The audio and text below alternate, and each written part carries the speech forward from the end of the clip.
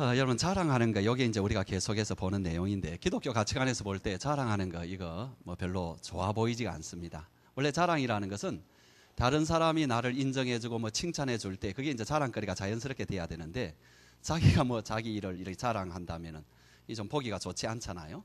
또 어떤 때로는 좀 자기가 이제 오래 참고 있으면서도 그래서 때가 되니까는 사람들이 다 알아주고 그래서 이제 인정을 받고 하는 것은 참 좋고 또 어떤 경우에는 사람들이 인정하지 않는다 할지라도 내가 하나님 앞에서 이것은 바로 사는 거니까 끝까지 이렇게 살아가야 되겠다. 이런 것이 굉장히 좋은 것이죠.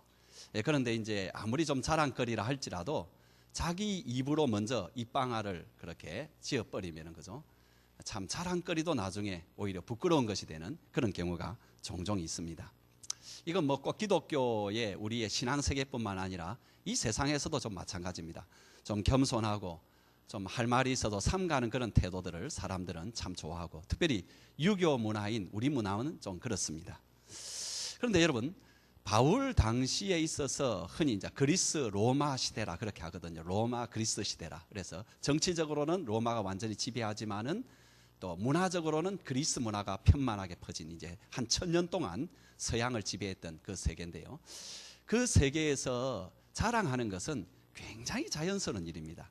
왜냐하니까 그리스 로마의 문화 자체가 이 눈에 보이는 것만 존재한다라고 생각하기 때문입니다. 심지어 여러분 그 신화에 나오는 여러 신들도 사실은 사람이 의인화된 그런 신들이기 때문에 뭐 사후 세계의 어떤 그런 것은 별로 이야기가 없습니다. 전부 다 지금 눈에 보이는 게 굉장히 중요하고 눈에 보이는 것을 마음껏 즐기는 것, 또 눈에 보이는 것을 내가 누리는 것을 마음껏 자랑하는 것, 이게 여러분 최고의 가치였습니다. 그래서 이제 그것을 위해서 사람들이 막 열심히 살아가는 것이기 때문에 이렇게 막 자랑을 하고 떠벌리는 것이 좀 뭐 성격이 좀 이상한 사람, 되게 교만한 사람, 이런 사람들이 행하는 특별한 행동이 아니고요. 그러니까 모든 사람들이 그렇게 했다라. 그게 여러분 지금 그리스 로마에 나타나는 유적들에 많이 나타납니다. 우선은 공적비들이 많이 지금 발굴이 되고 있는데 그 공적비 내용이 뭐냐 하니까 다른 사람의 공적을 친송하는 게 아니고 자기 가문과 자기를 나 누구는 우리 가문 이것은 하면서 막 그 공적을 쭉 적어 내려가는 것입니다. 그리고 이제 집에서 지을 때도 벽면의 한쪽을 할애를 해가지고 거기에도 가문의 자랑, 자기의 자랑을 쭉 늘어놓은 그런 글들도 많이 있고요. 그리고 이제 엔간히 큰 집안에는 보통 이 벽에는 벽화를 그려놨는데 벽화의 내용을 우리 같으면 벽화를 어떤 걸 하겠어요? 아름다운 풍경이라든지 아니면 성화라든지 혹은 뭐 전설의 어떤 이야기라든지 이런 걸 하지 않겠어요? 그런데 그런 내용이 아니고 전부 자기 자랑하는 거. 이게 그냥 벽화로 쫙 만들어져 있다. 여러분 잘 알고 있는 오디세이나 또 일리아드 이런 거 있잖아요. 그죠? 이런 것들이 원래 대단한 작품이긴 합니다만은 그것의 모든 근원이 뭐냐 하니까 전부 다 어떤 사람들의 공적을 치하하고 높이고 하는 그런 내용입니다. 여러분 잘 아는 아리스토텔레스라든지 소크라테스라든지 플라톤 같은 사람, 이런 사람들 여러분 철학자로 알고 있습니다. 그러나 이 사람들은 철학자 이전에 수사학자들입니다. 그래서 여러분 플라톤이 쓴 공화정 같은 경우에는 이런 수사학적 여러 가지 기법에 대해서 많이 나오는데 그 중에 이런 자랑에 대해서 제가 이제 이 본문을 가지고 공부를 할 때에 플라톤의 그 공화정을 읽어야 됩니다. 왜냐하니까 비슷한 장면이 굉장히 많이 나오기 때문에 그렇습니다. 근데 거기에 보면은 어떻게 말을 하고 어떤 것을 드러내고 어떤 것을 드러내지 않으면은 네가 자랑하는 것이 최고로 드러나게 될 것이다. 이런 어떤 교과서적인 내용이 굉장히 많이 나온다는 것이에요. 그래서 여러분 플라톤이라든지 소크라테스는 철학자이기 전에 이 사람들은 수사학의 교과서를 쓴 사람들입니다. 그런데 그 수사학에 세 가지 장르가 있거든요. 그 중에 가장 중요한 장르 하나가 뭐냐 하니까 에피데이틱이라 해가지고 이게 다른 사람을 칭송하고 자기의 칭찬을 막 드러내는, 이게 여러분 수사학 중에 아주 중요한 수사학 중에 하나라는 거예요. 그만큼 자랑하고 칭송하고 하는 그런 것들이 일반화된 그런 사회였죠. 지금 고린도인들이 이제 그런 사회에서 살아갔고, 그럼 이제 유대인들은 어땠느냐 하니까 예수님의 그 비유를 보게 되면은 두 사람이 성전 앞에 서가지고 세리는 그 고개를 숙이고 눈물을 흘리면서 하나님 내가 죄를 지었습니다라고 회개를 하고 있고, 그죠? 근데 그 옆에 있는 바리새인은 하나님 내가 이 바리새인과 같지 않는 것을 감사합니다 하면서 쭉 감사의 내용인데 진짜 내용의 그 의미는 뭐예요? 전부 자랑거리죠, 그죠? 전부 자기 자랑하고 있는. 근데 예수님이 그 비유를 하고 있는 것은 그 당시에 좀 아주 좀 못돼 먹은, 대먹지 못한 그런 어떤 바리새인 한 명을 두고 이야기한 게 아닙니다. 그게 그냥 바리새인들의 일반 생활이고 그런 삶의 스타일입니다. 그게 그냥 자기 자랑 많이 하는 이런 스타일 가운데. 근데 지금 이제 고린도 교회에 들어와 있는 이 거짓 선생은 유대에서 온 사람이기 때문에 이 사람도 자랑에 아주 능숙한 사람이고, 그래서 들어와서 굉장히 막 자랑을 하는 거죠. 자랑을 하는데 어떤 자랑이냐니까 자기가 대단한 체험을 했고 이렇고 저렇고 했는데 이 모든 것들이 바울보다 훨씬 우월하다고 그렇게 말하면서 바울의 자리를 넘보고 있었고요. 그리고 고린도인들은 원래 이 자랑하는 것에 대해서 익숙한 문화의 사람들이기 때문에 그 자랑에 그냥 슬쩍 넘어가게 된 것입니다.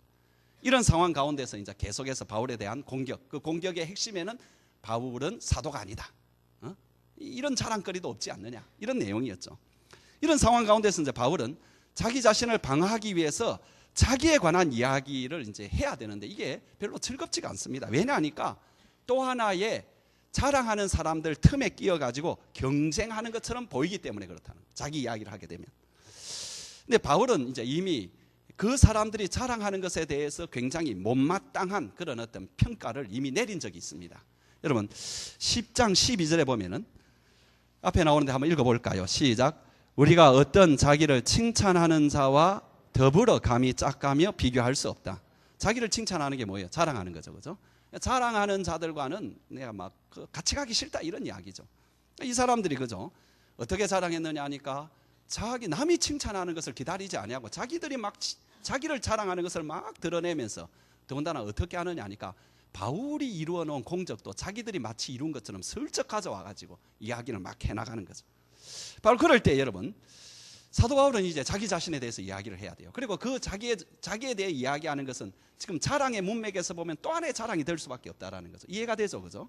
아무리 자기가 말을 조심하려 하더라도 뭐 자랑거리밖에 될 수 없는 것. 그래서 그렇게 된 그런 사정 가운데서 자기가 자랑하는 것이 참 마음이 이렇게 못마땅하고요, 그렇게 달갑지 않습니다. 하고 싶지가 않습니다. 그런 표현이 이제 여러분 16절에 나오죠. 우리 한번 같이 읽어보겠습니다. 시작. 내가 다시 말하노니 누구든지 나를 어리석은 자로 여기지 말아라.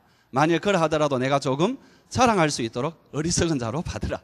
여러분 그 말의 의미를 알겠죠, 그죠? 그리고 이제 이어서 17절 18절에서는 자기가 어떻게 하다 보니까 이렇게 자랑하는 어리석은 사람들 틈에 끼었는데 지금부터 내가 말하는 것은 여기 이런 말을 해요. 주를 따라 말하는 것이 아니고 육체를 따라 자랑한다, 이런 말을 해요.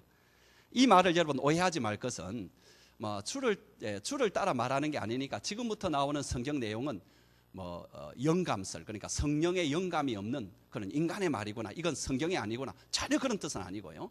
또 육체를 따라 말한다니까 지금부터 말하는 것은 바울이 뭐 죄를 짓는가 보다 그렇게 생각할 필요 없이 이 의미는 뭐냐 하니까 자기는 지금 예수님의 그 본과 예수님의 가르침에 따르면은 이런 자랑을 지금까지 한마디도 안 해왔어요.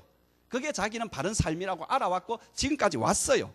그런데도 이제는 자기가 사도권을 공격을 받고 그것이 고린도 교회를 굉장히 심각하게 훼손하기 때문에 어쩔 수 없이 그 말을 하게 된 자기의 답답한 처지를 역설적으로 말하는 내용입니다. 그래서 이제 자랑을 하게 되는데 그 자랑은 여러분 바울이 자랑하는, 지금부터 자랑하는 것은 앞에 거짓 선생들이 자랑하는 것과 질적으로 다릅니다. 두 가지 면에서 다른데요, 첫 번째로 동기 면에서 완전히 다르고 자랑하는 내용도 완전히 다릅니다. 그러나 이제 사도 바울은 어쨌든 그래도 자랑하는 것이 마음에 참 아팠죠. 이 거짓 교사들이 자랑을 하는 그 이유, 동기는 간단합니다. 뭐냐니까 이기적인 욕심을 채우기 위해서입니다. 여러분 더러운 욕심을 채우기 위해 가지고 막 거짓말을 하는 것인데 이단들이 그렇죠. 이단들이 궁극적으로 보는 건 뭐냐 하니까 성도들의 유익을 위해서가 아니라 다 그 이단들의 자기들의 욕심을 채우기 위해서, 특별히 그 특징이 뭐냐 하니까 더러운 거짓말을 한다는 거죠. 아마 그 대표적인 것 가운데 지금 있는 신천지 것입니다. 이 신천지라는 이단은 참 지금까지 한국 사회에서 수많은 이단들이 나왔습니다만 이런 악랄한 이단이 나온 것은 참 그런 악랄한 이단이 없습니다. 이 이단은 지금은 두 가지의 일에 치중을 하고 있는 것 같아요. 하나는 기독교를 완전히 사람들로 하여금 혐오감을 갖도록 만들어주는 것. 그래서 뭐 약간은 뭐 이것이 뭐 제가 전에 들은 것인데 여러분 개독교라는 말을 가장 많이 글에 올리는 사람들이 신천지들이다. 이런 이야기들이 그래서 사람들이 기독교 하면 개독교 이렇게 만들어버리고 기독교를 완전히 이렇게 짓밟아버리려는 그런 시도를 하고 있는 것이다. 두 번째로는 여러분 이 사람들은 우연을 가장을 해가지고 막 그렇게 합니다. 참 안타깝습니다. 여러분 좀 이상한 일이 일어나고 신비한 일이 일어나서 내가 거기에 대해서 내가 좀 알게 되고 만나게 됐다. 그러면 여러분 가차없이 신천지 딱 쳐가지고 여러분 사이트에 딱 들어가 보십시오. 그러면 여러분이 그런 일 당하면 안 되는데 만일 당한다 하더라도 여러분이 사이트 딱 들고 들어가면 여러분이 당한 그 일과 똑같은 일이 그대로 이야기되고 있습니다. 똑같은 시나리오로 가지고 이렇게 속이고 저렇게 속이고 전부 다 우연인 것처럼 이야기하고 나중에 보면 다 짜고 들어오고 여러분 참 이 독한 이런 어떤 이단인데요. 어제 우리 윤지성 목사님이 그런 이야기를 하더라고요. 왜 이런 독한 이단이 여기 한국 사회에 있을까? 그건 마치 교회가 제정신을 그러니까 이스라엘이 제정신을 차리지 못할 때 바벨론을 이렇게 두어서 이렇게 심판을 한 것처럼 오늘날 교회가 제정신을 못 차리고 있으니까 저런 독한 이단이 이렇게 나와서 교회가 이렇게 참 고통을 받게 하는 것이 아니냐. 저도 참 일이 동의가 됩니다. 어쨌든 여러분 그 신천지 그들에 대해서 우리가 경계를 해야 되고 그렇게 또 우리 자신들이 이런 상황에서 좀 더 하나님 앞에 깨어 있어야 되지만 가장 중요한 건 뭐냐니까 그래도 이런 이단에 넘어가서는 안 된다라는 거죠. 그럼 이단의 동기가 뭐냐? 여러분 20절 한번 볼래요? 한번 같이 한번 읽어봅시다. 시작. 누가 너희를 종으로 삼거나 잡아먹거나 빼앗거나 스스로 높이거나 뺨을 칠지라도 너희가 용납하는도다. 여러분 이것이 이 사람들이 자랑하는 동기입니다. 동기가 뭐냐 하니까 종으로 삼으려고 잡아먹으려고 빼앗으려고 스스로 높이려고 뺨을 쳐먹으려고. 여러분 여기에 종을 삼는다라는 것은 자기들의 욕구를 위해 가지고 고린도인들을 부려먹으려고 그렇게 딱 잡아가려고 한. 그 다음에 여러분 잡아먹는다는 거 뭡니까? 이게 교회에서 취할 수 있는 모든 권한, 그 중에 특별히 돈입니다. 돈에 대해서 착취를 해가려고 이 사람들이 이런 행동을 하고, 그 다음 빼앗는다라는 것은 이게 원래 사로잡는다 그거거든요. 그래서 낚싯바늘 넣어가지고 사로잡거나 새의 그 틀이 좀 뭐라고 말하죠? 새 덫을 놔가지고 새를 딱 걸리게 한다 이런 뜻이거든요. 그래가지고 사람을 딱 가두어 놓고 자기 마음대로 한다. 그 다음에 여기에 스스로 높인다는 건 뭐냐 하니까 그래서 사람들 위에 딱 서가지고 자기 마음대로 조정하는 거죠. 내 이래 저렇게 가서 이 말해 이렇게 하면 꼭두가시처럼 그렇게 행동하게 만든다는 거. 맨 마지막은 가장 이 아이러니, 그러니까 이 풍자법이 심한 것인데 너희의 뺨을 칠지라도. 뺨을 친다는 건 뭡니까? 이제 지 마음대로 해먹는다는 겁니다. 이렇게 하기 위해서 자랑들을 계속해 나갔다. 그런데 바울이 자랑하는 그 동기는 전적으로 다릅니다. 그들을 그렇게 잡아먹고 착취하고 그렇게 하기 위해서가 아니라 교회를 제대로 세우고 바로 세우고 그 교회에 있는 성도들을 섬기기 위해서 일을 한다는 거예요. 여러분 그들을 바로 세우기 위해서는 사도 바울이 두 가지를 해야 되는데, 하나는 사도 바울과 그들과의 관계를 바로 세워야 되고요, 두 번째로는 그들이 바로 서기 위해서는 그들의 자랑거리가 변해야 됩니다. 자랑거리는 뭐냐 하니까 그들의 가치관이거든요. 자기가 자랑하는 게 보통 자기에게 가치관이잖아요. 그게 여러분 변해야 된다. 여러분 지금 계속해서 그들의 교역자인 바울에 대해서 비난과 공격을 하고 있는데, 계속해서 그렇게 되면은 교회가 사역자에 대해서 계속 비난하고 공격하고 또 사역자는 거기에 대해서 변명을 하고 그러면은 누가 제일 손해를 볼까요? 우선은 여러분 바울이겠죠, 그죠? 바울은 직접적으로 공격. 그러나 여러분 진짜 손해는 누가 보느냐 하니까 교인들이 봅니다. 성도들이 봅니다. 한번 생각해 보세요. 그런 일이 여러분 계속해서 되면은 여러분 성도들의 신앙이 어떻게 되겠어요? 자라겠어요? 못 자랍니다. 그 마음이 온유하고 그 마음이 겸손하겠어요? 아닙니다. 자기도 모르게 날카롭게 되고요, 자기도 모르게 온유한 것이 아니라 사납게 되고요, 교만하게 되고 다른 사람 판단하게 되고. 그래서 여러분 그런 사람일수록 어디에 빠지느냐 하니까 이단에 쏙 빠지는 거예요. 그런 사람일수록 어떻게 되느냐 하니까 교회 그만두는 거예요. 더러워서 못 가겠다 말. 마음에 갈등이 되니까. 결국은 여러분 누가 손해를 보느냐 하니까 자기가 손해를 본다. 그러다가 이제 뭐 우리가 흔히 말하는 대로 택자이면은 한 20년 뒤에나 돌아오죠. 그러나 그 20년의 세월 다 잃어버리는 것이 바로 이런 어떤 관계가 잘못되는 그런 경우라는 거죠. 그죠?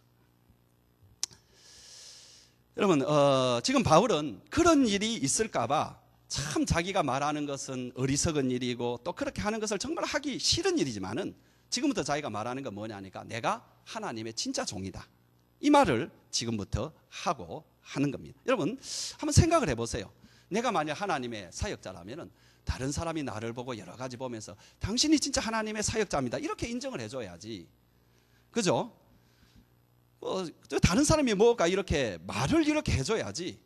아니면은 그거라도 안 되면은 다른 사람이 뭐라든지 간에 내가 그냥 하나님의 종으로 계속 살아가든지 이래야지. 그죠? 내가 나서 가지고 여러분 내가 하나님의 종입니다. 얼마나 어색한 말이에요. 그죠? 얼마나 부자연스러운 말입니까? 그럼에도 불구하고 지금 사도 바울이 이 말을 해야 되는 것이 안타깝다라는 거예요. 왜 그렇게 해야 되느냐 하니까는 교회 안에서 자기가 더 위대해지고 대단한 존재로서 자기가 주권을 부리고 자기 마음대로 하기 위해서가 아니라 바로 이 교회가 바로 세워지고 교회 안에 교인들이 제대로 된 신앙생활을 하고 축복을 받도록 하기 위해서 이것이 제대로 세워져야 된다. 저를 한번 보실래요? 여러분 하나님이 계시고 하나님의 사역자들이 있고 또 하나님의 사역자들이 섬기는 백성들이 있습니다. 그런데 하나님과 하나님의 그 사역자의 관계, 또 하나님의 사역자와 하나님의 사역자가 섬기는 성도들과의 관계를 뭐라고 부르느냐 하니까 한번 여러분에게 내가 소개를 했습니다. 근데 잊어버리셨을 거예요. 뭐냐 하니까 카리스마적인 관계라 그랬어요. 기억나세요? 그럼 카리스마라는 말은 무슨 말이냐 하니까 선물이라는 말이에요. 선물. 그러니까 쉽게 말하면 선물적 관계라는 것입니다. 저를 이제 여러분, 제가 이제 뭐 쉽게 생각하면 제가 교육자니까, 그죠? 저와 여러분의 관계가 뭐냐 하니까 선물적 관계라는 거예요. 이 말이 무슨 말이냐 하니까 하나님께서 여러분을 위해서 여러 가지 선물을 주시는데 나라는 교역자라는 사람을 선물로 딱 주셨다라는 거예요. 그래서 이 사람을 통해서 하나님의 은혜의 말씀이 여러분에게 계속 전파되게 하고 하나님의 성령의 은혜가 여러분에게 들어가게 되고 하나님의 복음이 계속 전파되게 되고 여러분 저를 통해서 세례를 받게 되고 예수를 믿게 되고 나중에는 여러분 마지막에는 장례식까지 그렇게 해주게 되는 그런 하나님께서 이렇게 선물로 나를 주셨다라는 것입니다. 그러면서 이제 하나님과의 나와의 관계는 어떻느냐 하니까 내가 이 일을 할 수 있도록 하나님께서 나에게 또 선물을 주신다는 계속해서. 왜? 내 힘으로 할 수가 없으니까. 그래서 이것을 가르쳐서 카리스마적인 관계다 이런 표현을 쓴다라는 것입니다. 여러분 그러니까 여러분 하나님이 나를 구원하고 나를 하나님 안에서 복받는 인생, 복이란 말이 좀 좋지가 않습니다만 어쨌든 하여튼 좋은 복, 그죠? 참 하나님 앞에서 참 제대로 사는 참 이런 그런 어떤 것을 하나님께서 주시기 위해서 하나님께서 지금 저를 여기에 세워서 여러분에게 말씀을 전한다. 하나님의 선물이 뭐냐 하니까 여기에 서 있는 저 목사다. 여러분 그러니까 내가 지금 저분을 만나는 것이 하나님의 선물을 지금 만나는 것이다. 바로 이것의 관계. 이 관계가 제대로 되면은 그 신앙인은 신앙이 많이 자랍니다.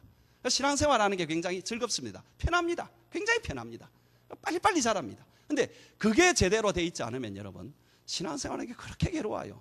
문제는 여러분 신앙이 자라지가 않습니다. 항상 그 자리입니다. 그 자리. 여러분 바로 이것을 알기 때문에 바울은 지금 이제 자기 자랑에 들어가고 있는 거죠. 어리석은 말이지만 자기가 이 말 좀 해야 되겠다. 그래야 사도권이 제대로 확립이 되고 바울과 그들 사이에 진정한 올바른 관계가 형성이 되고 그러면은 사도 바울이 어떤 이야기를 한다 하더라도 그들에게 축복의 말이 되고 은혜의 말이 되고 그들의 신앙을 도우는 말이 되잖아요. 생각해 봅시다. 지금 우리가 뭘 공부하고 있습니까? 자, 깨고 자지 마시고 이 중요한 일에 왜 자세요? 지금 여러분 무엇을 지금 공부하고 있어요? 고린도 후서를 공부하고 있죠. 왜 우리가 고린도 후서를 여러분과 공부하고 있지요? 고린도 후서가 하나님의 말씀이기 때문에. 그죠? 그래서 지금 몇 번, 내가 볼 때 한 30번 정도 했어요 벌써. 고린도 후서를 우리는 날마다 와서 하는데 여러분은 가만히 앉아 듣고 있는 거예요. 만일 제가 이야기한다면, 제 이야기를 한다면 여러분 한 2번 정도 듣고 안 와도 돼요. 근데 여러분이 계속 와서 듣는 게 뭐냐, 이게 하나님의 말씀이기 때문이야. 그죠? 근데 여러분 고린도 후서도 이게 원래 지금 바울이 고린도에게 보낸 편지입니다. 그냥 이게. 그러니까 그 사람들이 이 카리스마적 관계를 제대로 인식하지 않는다면 이 편지를 안 받는 거예요. 이 하나님 말씀이지만 그들에게 있어서는 전혀 가치가 없는 거예요. 이것이 참 중요해요. 그래서 여러분 저와 여러분의 관계가 굉장히 중요하다는 것입니다. 여러분 그래서 뭡니까? 제가 이제 목회로 이렇게 나설 때에 뭐 제일 많이 듣는 이야기가 뭐냐 하니까 목회자는 인간관계가 좋아야 된다. 그 말이에요. 맨날. 근데 저는 인간관계가 별로 안 좋거든요. 그래서 제가 이렇게 고생을 합니다. 제가. 그래서 인간관계 좀 좋아 보려고 제가 요즘 노력을 많이 합니다. 여러분 좀 도와주셔야 됩니다. 제가 원래 인간이 못돼 먹어가지고요. 제가 막 성질도 잘 내고 이래가지고. 근데 요즘 여러분 제가 얼마나 많이 부드러워졌는데요. 부드러워지려고 최소한 노력하고 있고요. 근데 여러분, 뭐 그게 격려의 말씀인지 비난의 말, 그건 잘 모르겠어요. 하여튼 그렇지만 여러분, 하여튼 그건 제 문제고, 저는 목회하는 제 문제고죠. 여러분은 신앙생활을 어떻게 해야 돼요? 어떻게 잘할 수 있느냐 말이에요. 간단합니다. 여러분, 목회자의 관계가 좋아야 됩니다. 여러분, 그 옛날에 안영미라는 그 뭐 개그맨이 있었잖아요, 그죠? 뭐 그런 비슷한 말 하잖아요, 그죠? 뭐 어쩔 수 없어, 뭐 이런 말, 내가 기억이 안 납니다만, 그죠? 여러분, 정말로 여러분이 저와 관계가 좋아야 됩니다. 여러분, 저를 한번 보세요. 여러분, 저를 여러분이 사랑해야 됩니다. 저를 사랑해야 여러분에게 유익이 참 많습니다. 또 한 가지는 여러분, 목자 목녀들을 참 사랑해야 됩니다. 목자 목녀. 왜냐하니까 목자 목녀가 여러분의 신앙보다 못할 수도 있어요. 하지만 하나님은 일단은 딱 세워주시면은 그 사람을 통해서 복을 주시는 거예요. 그렇게 돼 있어요. 하나님은 그렇게 하시는 거예요. 여러분, 목사가 인격이 여러분에게 낮고 믿음이 더 나아서 여러분에게 주는 게 아니에요. 하나님이 그냥 여러분, 어떤 때로는 신학교 막 올라온 사람이 옛날에 전도사 했잖아요, 그죠? 이 사람들 고등학교 졸업하고 대학교 들어가면서 전도사 했어요. 그 아는 게 뭐가 있겠으며 그들이 가지고 있는 실력이 뭐겠습니까? 그래도 왜 전도사로 세웁니까? 하나님이 카리스마적인 관계를 가지고 있기 때문에 그렇더라. 그래서 여러분, 목자 목녀와 관계 참 잘하시고요. 저와 참 잘하시고요. 저한테 여러분 잘 보이셔야 됩니다. 잘 보이실까지 없지만 저하고 친하게 지내야 됩니다. 저도 여러분에게 좀 친하려고 노력을 한번 해보겠습니다. 그 다음에 여러분, 바울이 자랑하는 내용을 보게 되면은 이제 거짓 교사들과 전혀 다른 이렇게 자랑인데, 거짓 교사들은 신앙이라는 탈을 썼지만은 이 사람들은 철저하게 세상적인 사람입니다. 그래서 자랑하는 것도 철저하게 세상적인 걸 자랑하는. 어떤 걸 자랑하느냐 하니까 자기 출신 배경, 자기가 가지고 있는 좀 신비한 능력. 신비하다니까 좀 종교적으로 보이는데 뭐 종교적으로 뭐 말을 했든 말든 그 가치관은 자기 능력들. 그 다음에 또 뭐냐 하니까 말솜씨. 그 다음에 자기들이 벌어들인 돈, 그죠? 보수 얼마나 받는가. 그 다음에 자기에게 가지고 있는 추천서. 전부 다 이런 것들 전부 세상적인 것입니다. 이걸 가지고 계속 자랑하는 거예요. 바울은 여러분 전혀 자랑하는 게 전혀 다릅니다. 얼마나 다른가 하니까 여러분 21절 한번 볼래요? 참 재밌는 말이 하나 나오는데 21절 한번 보세요. 앞에 한번 같이 읽어봅시다. 시작. 나는 우리가 약한 것 같이 욕되게 말하노라. 이 말이 뭐냐 하니까 1차적으로 문맥 가운데 생각하면 무슨 뜻이 하니까 그들처럼 내가 자랑하는 일에 들어가는데 그 자랑하는 것이 참 수치스럽다. 뭐 이런 내용입니다. 그러나 여러분 그렇게 해석하는 것은 이 문맥의 전체 흐르는 풍자법에서는 좀 충분히 해석하지 못한 것입니다.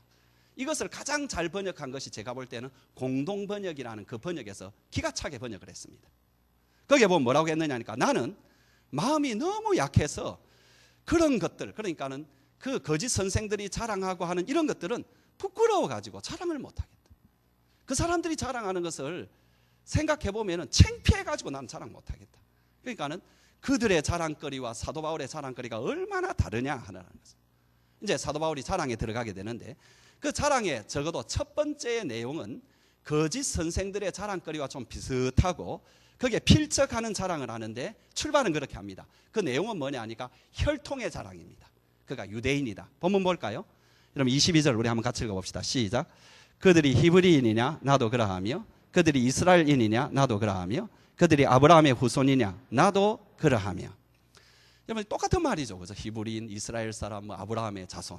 그런데 이제 강조점이 약간 다른데 히브리인이라는 말은 혈통적으로 순수하고 특별히 언어도 여전히 히브리 언어를 쓰고 있는 그런 어떤 것을 강조하고 있는 같은 것인데 그런 데 있어서 사도 바울은 혈통적으로나 언어조차도 그는 비록 외국에서 태어났지만은 히브리 말로 집에서 말을 하고 하는 그런 전통이다. 두 번째로는 또 여기 보니까는 이스라엘 사람이라는 것은 문화적 혹은 국적을 말하는 것입니다. 그래서 문화적으로도 자기는 철저하게 그렇게 히브리 사람으로 이스라엘 사람으로 그렇게 생활해오고 그렇게 살아가고 있는 그런 사람이고 마지막으로 아브라함의 후손이라는 것은 종교적으로 언약의 씨다. 여기에 대해서 사도 바울은 나는 바로 거기에서 한 번도 떨어진 적이 없는 그래서 혈통적으로 볼 때에 바울은 빠질 것이 없는 존재라는 거죠.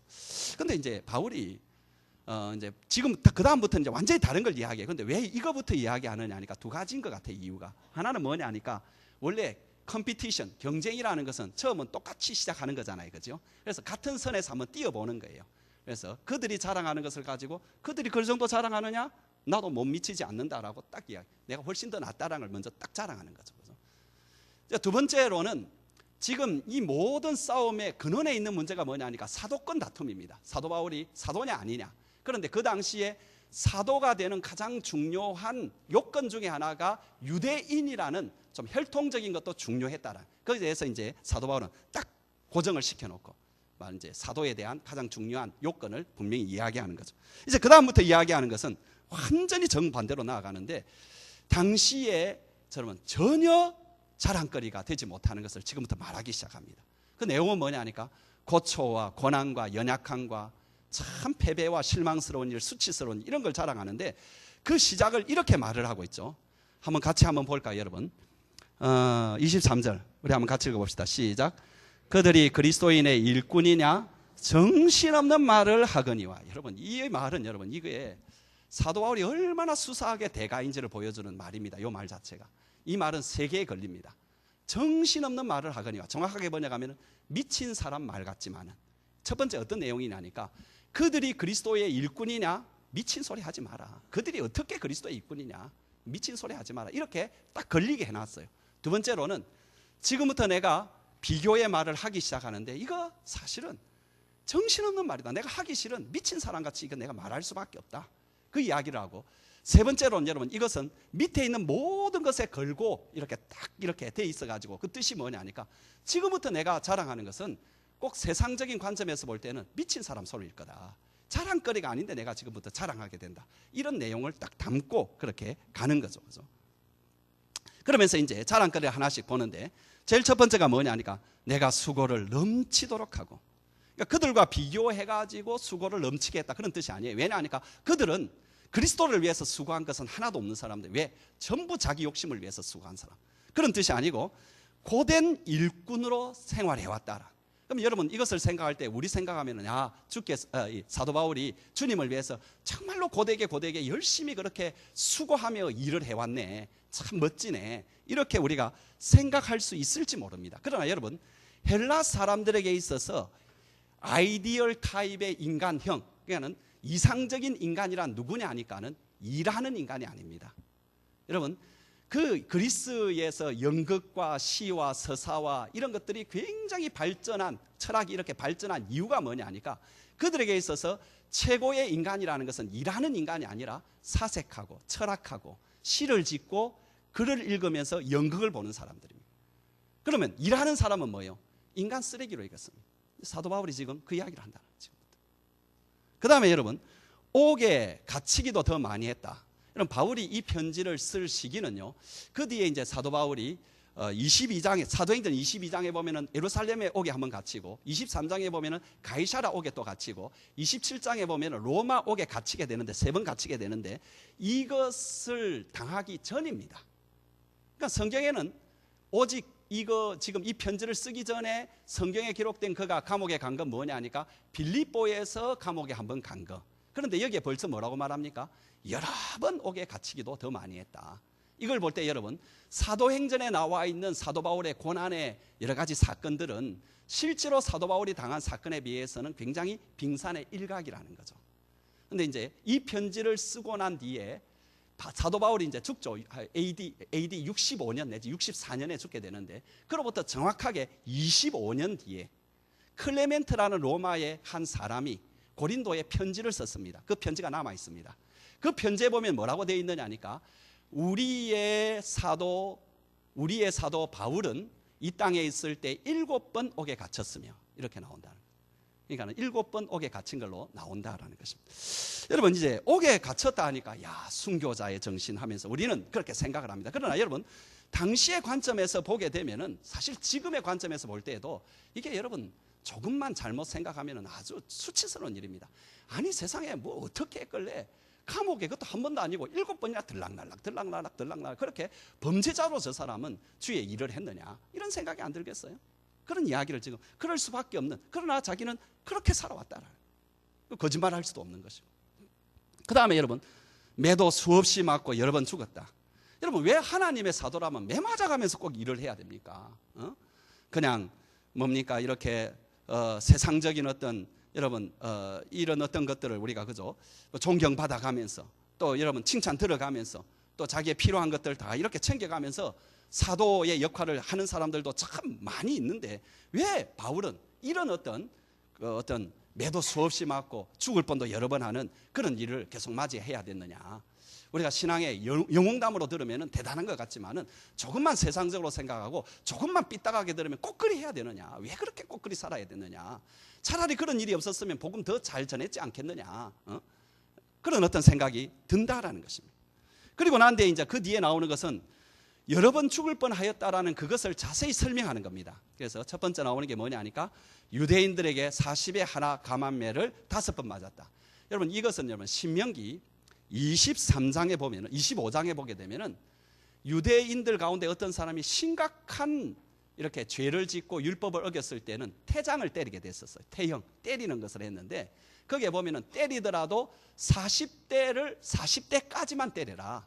왜냐하니까 그 이상 때리면은 이게 때리는 형벌이 아니라 사람을 죽일 수가 있잖아요. 그렇게 딱 정해놨는데 그 신명기에 주해서가 유대인이 쓴 그 옛날에 유대인이 쓴 주석서가 있습니다. 그 주석서 이름이 뭐냐 하니까 미시나라는 것입니다. 여러분 탈무드라는 것도 큰 범주에서 보면은 구약 율법의 주해서입니다. 그게. 그러나 하여튼 뭐 그건 지나가고 하여튼 미시나라는 이 주해서가 있는데 이 미시나에서 신명기 25장에 있는 말을 가지고 뭐라고 말을 했느냐 하니까 만일 그들은 받아들일 때에 율법의 정신보다는 말 그대로 받아들였거든요. 그래서 어떻게 했느냐 하니까 여기에 40대까지만 때리라고 했는데 만일 실수를 해가지고 잘못 헤아려가지고 41대를 때리면 율법을 어기는 큰 것이 된다. 그러니까 그걸 방지하기 위해서 너희들은 39대만 때려라. 이해가 되죠? 그래서 한 대 좀 실수하더라도 율법을 어기지 않도록. 그래서 이제 실제로 어떻게 때렸느냐 하니까 사람을 이렇게 딱 기둥에 이렇게 묶어 놓고는요. 가죽으로 된 그것을 가지고 때리기 시작하는데 두 가지 설이 있어요. 하나는 13대씩 쫙쫙 그래서 3번을 때리도록, 아니면 어떤 경우에는 3대씩 13번을 때리도록 그렇게 했다고 이야기해요. 굉장히 고통스러운 일인데요. 근데 여러분 이것을 유대인이 누가 뭡니까 39대를 저 사람이 맞았다 하면 이제 그 사람은요 유대인 사회에서 뭡니까 완전히 그 사람 찍히는 겁니다. 근데 사도 바울은 여러분 이것을 5번이나 맞았다. 그럼 여러분 유대인들에게 어떤 존재가 되는 것입니까? 이거는 여러분 쓰레기 같은 존재가 되는 것입니다. 한 번도 아니고 5번이나 그 일을 맞은 그런 사람이었다. 그 다음에 여러분 3번 태장을 맞았다. 이 태장이라는 것은 로마의 형벌인데 얼마나 끔찍했는지 로마 시민에게는 이 것을 받지 않도록 하는 자비를 베풀어. 우리가 십자가도 로마 시민이 받지 않도록 한 것과 이 태장은 맞지 않도록 했는데 여러분 이건 어떻게 집행을 했느냐 하니까 역시 여러분 가죽끈에다가 이렇게 쇠붙이라든지 아니면은 동물의 뼈를 이렇게 딱 이렇게 심어가지고 그래가지고 이렇게 때리는 걸 계속. 근데 이걸 때리면은 그 중에 많은 사람이 죽었다라고 합니다. 실제로. 근데 이게 여러분 성경에 하나 나타나요. 바울이 빌립보에 있을 때 이 태장을 맞거든요. 근데 이제 딱 맞고 감옥에 들어갔다가 아침에 그지요. 딱 나와가지고 이제 석방을 할 때 사도 바울이 뭐라고 말합니까? 너희가 로마 시민인 나를 죄를 정치도 않고 무슨 재판도 하지 아니하고 나를 때렸느냐? 할 때 그 사람들이 막 너무 두려워하잖아요. 왜냐하니까 로마 시민한테 이 태장을 때려서는 안 되거든요. 근데 그걸 어겨버렸고 자기들이. 그래서 벌벌벌 기면서 나중에 이제 잘못했다 하면서 이제 바울을 이렇게 환송해서 보내는 그런 장면이 나온다는 거예요.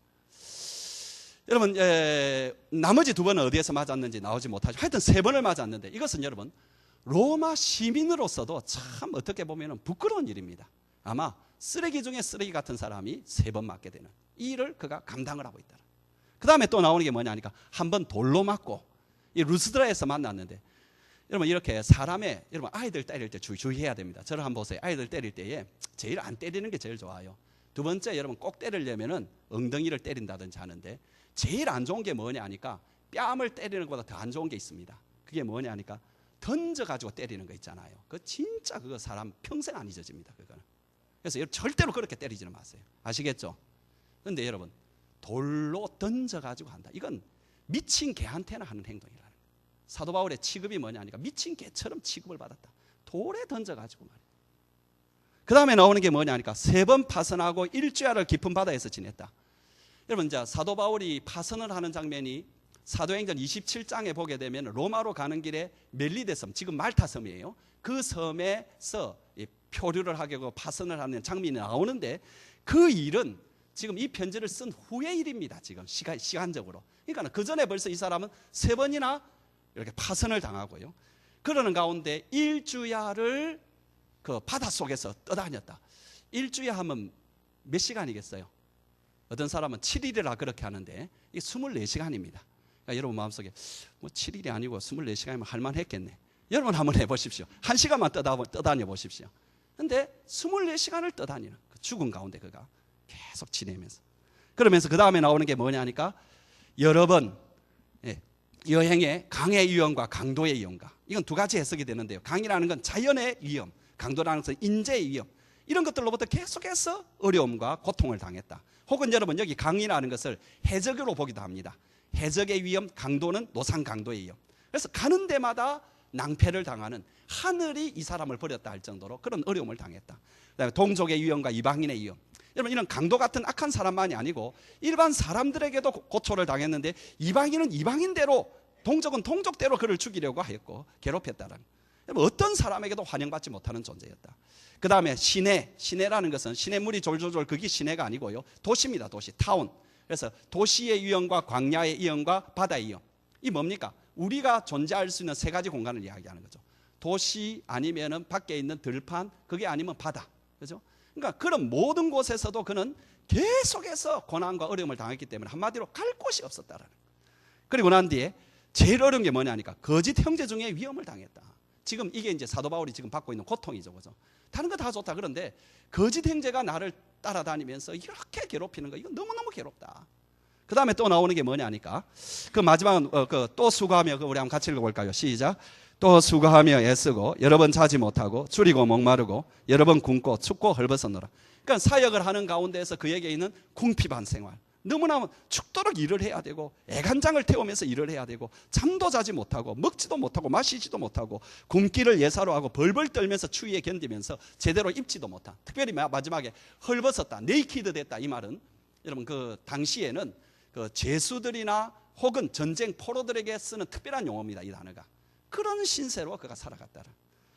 그런데 그렇게까지 요게 총 몇 가지냐 하니까 제가 헤아려 보지 않았습니다만 여기 거의 한 30가지 가까이 20 몇 가지가 될 것입니다. 30가지나 쭉 이야기를 하고요. 마지막 마치는 지점에 있어서 그런 고난들보다도 훨씬 괴로운 일이 하나 있었다. 그걸 이제 말하는 거죠. 훨씬 괴로운 일이 하나 있었다. 그게 뭐냐니까 여러분 28절 29절입니다. 한번 우리 같이 한번 읽어봅시다. 시작. 이 외의 일은 고사하고 아직도 날마다 내 속에 눌리는 일이 있으니 그 모든 교회를 위하여 염려하는 것이라.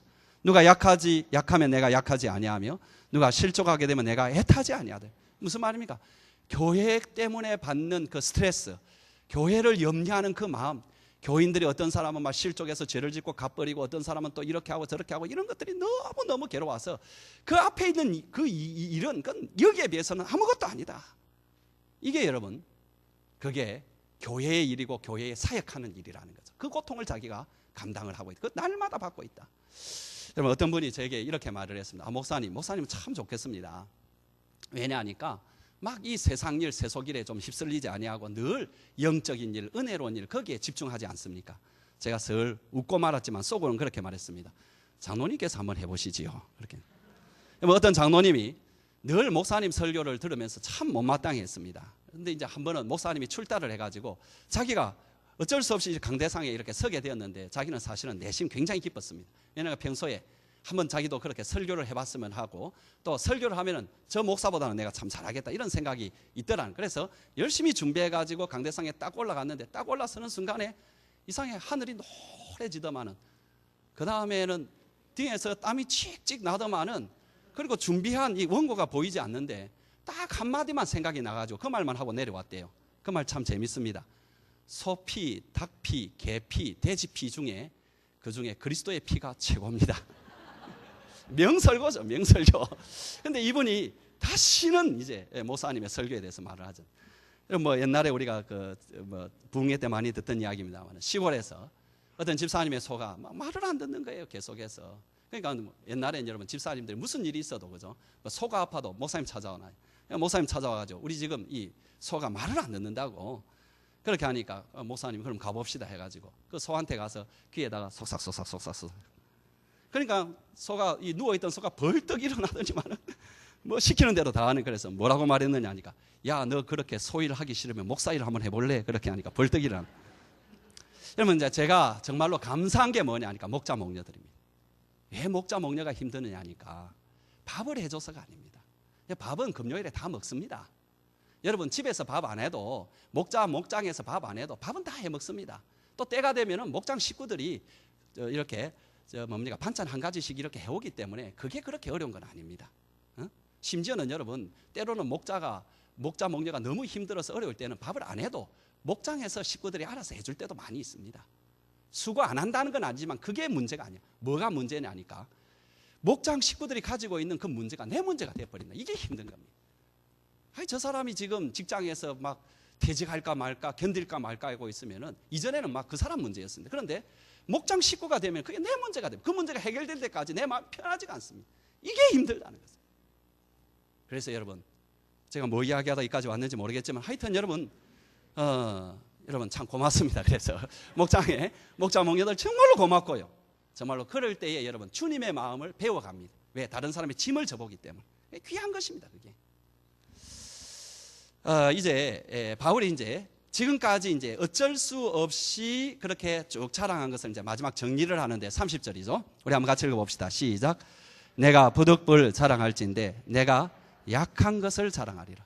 그러니까 그가 이제 지금까지 쭉 자랑의 목록 이런 걸 자기가 쭉 자랑을 해왔어요. 근데 그 자랑을 뭐라고 딱 이렇게 정리를 하느냐 하니까 내가 약한 것이다. 그게 다 내가 약한 것이다. 좀 이해가 좀 안 되지요. 왜냐하니까 고난과 어려움을 그걸 감당할 수 있었으면 얼마나 이 사람이 강한 사람이기 때문에 이걸 감당했을까 그런 생각이 들잖아요. 근데 사도 바울은 이걸 뭐라고 말하느냐 하니까 내가 약한 것이다. 약한 것. 그래서 여러분 여기에 사도 바울이 지금부터 말하는 약한 것이라는 이 개념은 굉장히 넓은 개념이라는 것입니다. 어떤 개념이냐니까 12장 10절 보겠습니다. 이게 굉장히 중요한 구절입니다. 여러분 이 본문 가운데서 12장 10절 우리 한번 같이 읽어보겠습니다. 시작.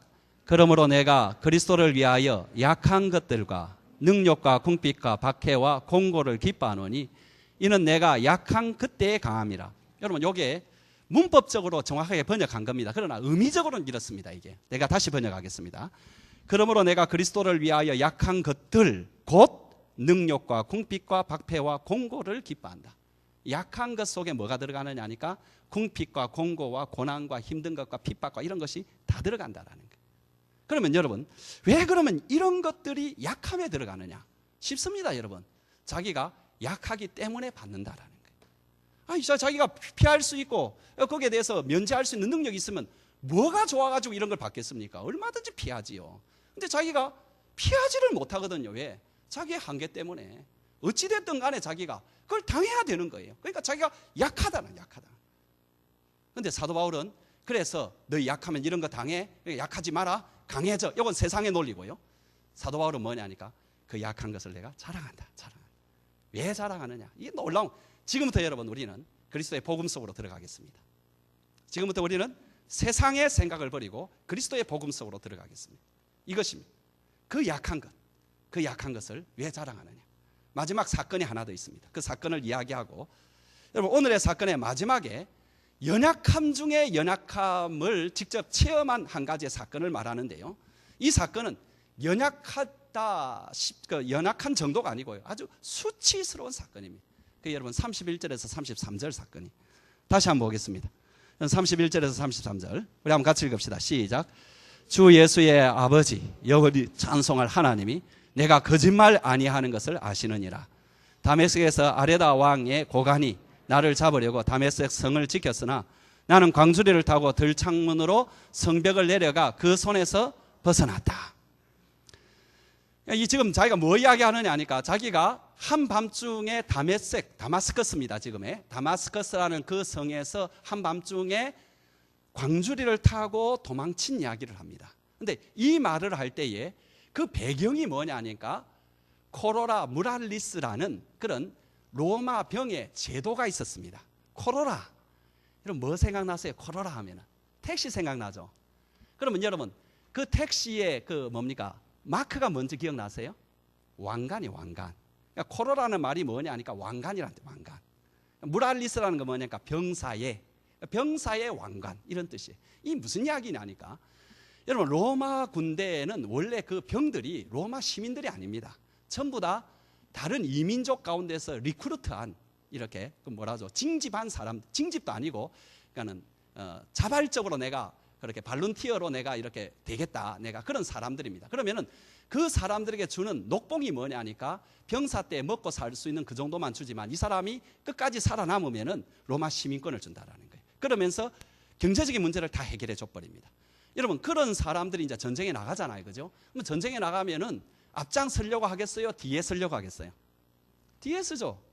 왜냐하면 자기 조국이라도 그럴 건데 자기 조국도 아니고요. 그 다음에 살아남아야 이 사람들이 혜택을 받잖아요. 그러니까 다 뒤에 서는 거예요. 그러니까 그걸 여러분 극복하기 위해서 로마 이 병들은, 로마의 군사는 여러 가지 법을, 여러 가지의 그 제도가 있습니다. 그 중에 하나가 코로나 무라릴스라는 거예요. 그게 뭐냐니까, 옛날의 전쟁은 어떻게 승패가 결정되느냐 하니까 보통 성을 공격합니다, 그죠? 그래서 성을 끝까지 지키면은 이겨내는 것이고, 성이 이제 사람이 뛰어 들어가 가지고 성 안에 적군이 들어오기 시작하면은 끝나는 거죠. 그때부터는 제일 중요한 게 뭐냐니까, 성에 제일 먼저 기어 올라가는 사람, 기어 올라가는 사람. 성에 제일 먼저 기어 올라가는 사람이 받는 상이 뭐냐니까 코로나 모랄리스. 이 사람에게는 왕관을 줍니다. 엄청난 혜택을 줍니다. 그러니까 여러분 두 가지 중에 하나 선택해야 되겠죠, 그죠? 끝까지 뒤에 숨어서 있거나, 어떤 사람 뭡니까? 죽기 살기로 오늘 해보자. 내가 빨리 하면은 빨리 내가 로마 시민권을 얻고 내가 내 팔자가 펴진다. 그래서 막 용감한 사람은 뛰어 올라가는 거예요. 여러분 실제로 고린도에 바울이 살던 시대에 바울이 뒤에 딱 이렇게 돌아보면은 뒤에 큰 옛날 도성이 있었습니다.